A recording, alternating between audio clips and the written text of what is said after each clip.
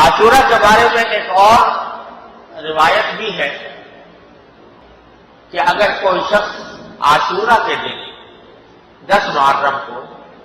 اپنے اہل و عیال کے اوپر کے کھانے پینے میں وسعت اختیار کرے، یعنی عام دنوں سے کچھ بہتر اور زیادہ کھانا اپنے اہل و عیال کے لیے بنائے، عام دنوں سے ہٹ کر، تو اللہ تعالیٰ اس کی سارے سال اس کے کاموں میں برکت عطا، اس کے روزی میں برکت آتا ہے۔ تو اس لیے اگر کوئی شخص یہ عمل کرے تو اس کی بھی گنجائش ہے کہ محرم کے دن اپنے گھر والوں کے لیے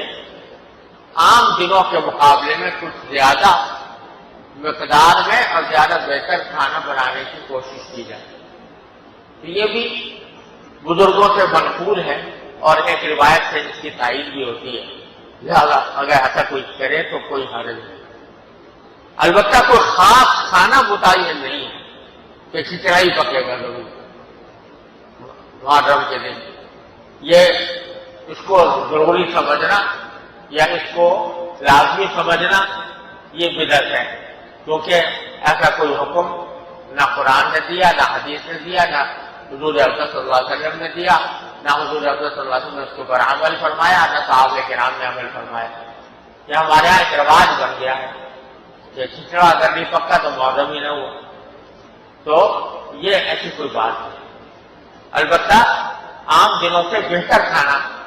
اگر بنایا جائے تو اس کی کوئی اصل اور بنیاد موجود ہے۔